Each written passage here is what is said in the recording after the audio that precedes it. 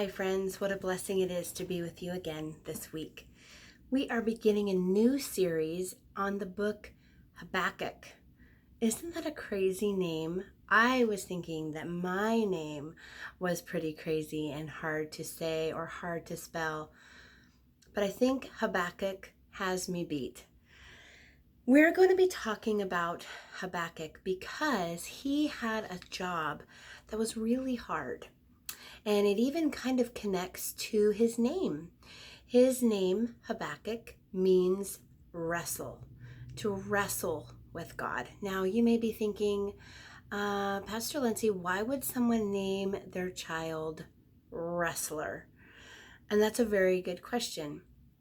But I think the reason it's important for him is he kind of wrestled with God.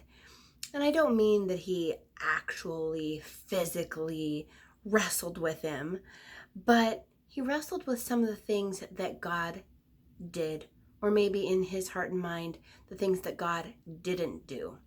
And as I was studying for this series, I really saw so many things that happened with Habakkuk are things we see today, and questions and feelings that we might have too.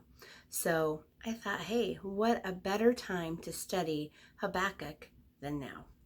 So our memory verse is actually found in the book of Habakkuk that was written by Habakkuk, chapter 2, verse 5. And it says, "See, the enemy is puffed up. His desires are not upright, but the righteous person will live by his faithfulness." So, a little backstory on that. Habakkuk's job was to be a prophet.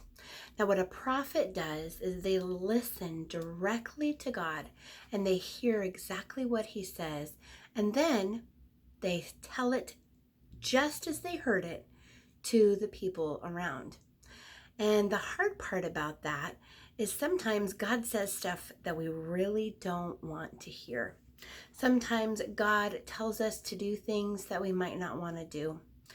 And that's because we have a flesh, we have a body, we have our own wishes or desires, and sometimes those things aren't going to line up with what God wants us to do. So a little backstory I will give you here.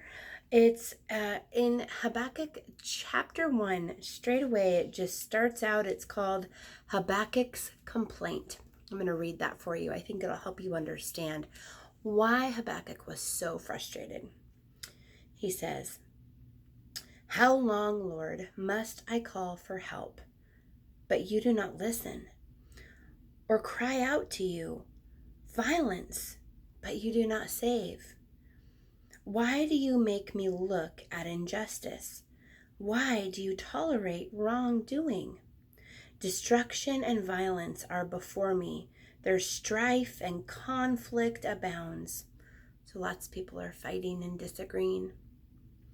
"Therefore, the law is paralyzed and justice never prevails. The wicked hem in the righteous so that justice is perverted." So a lot of those words just mean that it feels like all of the people who are doing wrong things are winning. It feels like everyone is fighting for what they want, and there's no way for justice to be served. There's no way to fix what's happening. And Habakkuk is really, really frustrated with that God seems to not be doing anything. But friends, let me encourage you, as our memory verse says in chapter 2, the enemy, he's puffed up. He thinks that he's got it all figured out. But the Lord encourages us to say that the righteous man, so righteous means to do good, they live by faith. So we have to remember when we see scary things or we see hard times or we see things happening and we just don't understand why God is allowing them to happen, or it seems that way, that God knows that there is a plan. He always promises us to take what the enemy meant for evil and turn it to good. all he asks us to do is to live by faith.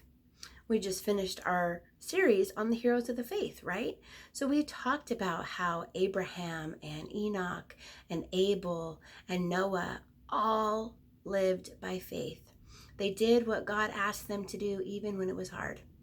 They chose to do what was hard and right, even though it wasn't easy. And friends, we have to choose to do that too. As we go into school from a computer, it's not always fun to do a Zoom call, is it? It's not always fun to have to try to listen to your teacher when you have distractions, maybe at home, or frustrations that you're feeling with in your heart or dealing with in your heart and mind. And that's okay. It's okay to feel those things. But at the end of the day, we have to remember to come back with faith and know that God has it all handled. God is leading the way. All he asks us to do is have faith and believe in him. Friends, I pray that message encourages you today.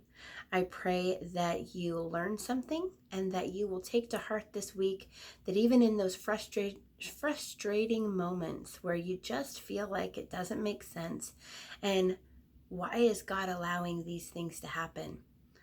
Just know he's got it handled. Lean into faith and keep doing what's right, even if it doesn't feel easy. I love you guys. I am praying for you every day, and I cannot wait to see you again soon.